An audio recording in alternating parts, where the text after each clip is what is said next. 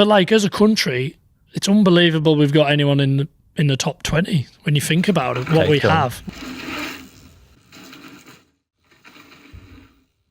Come on, I want to dig into that bit. I was going to ask about that. Like, we've had some insane years of success since sort of like the P.T. Warner era. We've had like amazing success, really, sort of pretty continuously. But this last year or so, it's not gone our way, has it? No, like we haven't had any real riders like at the very pointy end. No, we've got the riders. Yeah, but like as a country, it's unbelievable we've got anyone in the top 20 when you think about it, what we have. Well, yeah, okay, from an infrastructure perspective. For sure. Or like, when we look at what we're up against. Yeah. But yeah, we make it work. I mean, we've got Matt, Danny, Laurie, obviously Charlie won on home soil last year.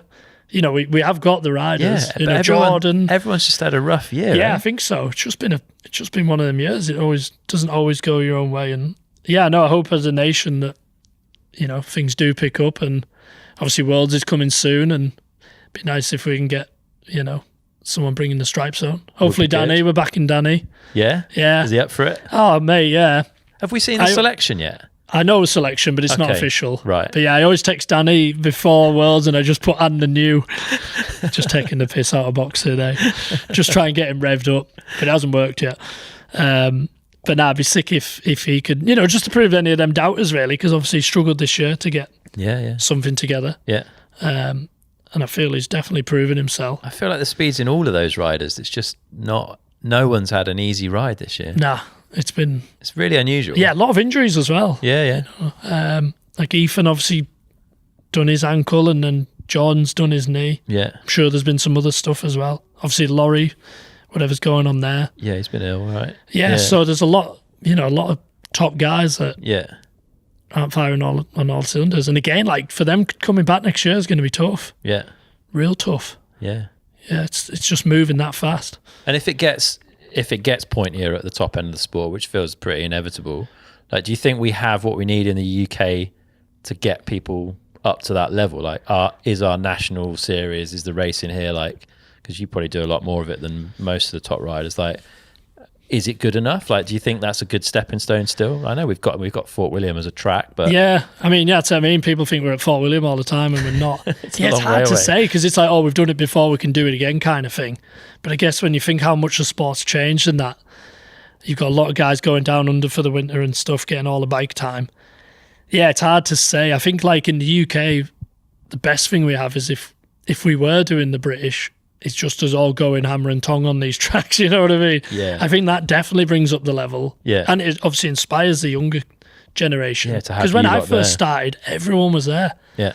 You know, you were in awe. There was G, Matt Beaumont, Petey, Warner, Ben Reed. You're like looking up at these guys, and I feel like now it's, you know, after the first two rounds have kind of been and gone, kind of fizzles out a little bit. So I think like solution there needs to be more of an incentive for elites to go. Which I guess if it's harder to get points to get into the World Cup level, then maybe there is an incentive, or you can't race a World Cup, so you have to come back to the UK. Yeah. I mean, obviously, a lot would have to change to give that incentive, whether it's bigger prize money, free entry, or whatever. I don't know. Yeah. But yeah, going back to your question, can we do it? I hope so, but yeah, I don't know the answer, to be honest. Yeah. I know, like, yeah, you almost just gonna have to be stationed in Europe, I think. But I think you need to be racing a lot. I think you need to be active. Yeah. And you need to be pushing all the time. I think that's one of the biggest things for sure. Yeah, testing seems to have become a much bigger thing these last few years, right?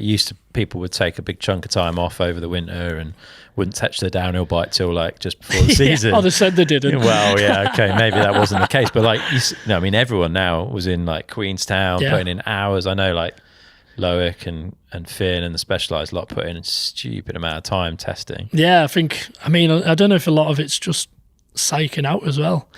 You know what I mean? Like we're doing. I mean, Loic's bike that looks like a PlayStation controller now, doesn't it? It does. I'd laugh if them buttons did absolutely nothing. Did you hear his Vital interview where he said it's for controlling the headphones that he wears when he's racing, so he can skip tracks? Yeah, I don't blame him. It's better than listening to No Crowd.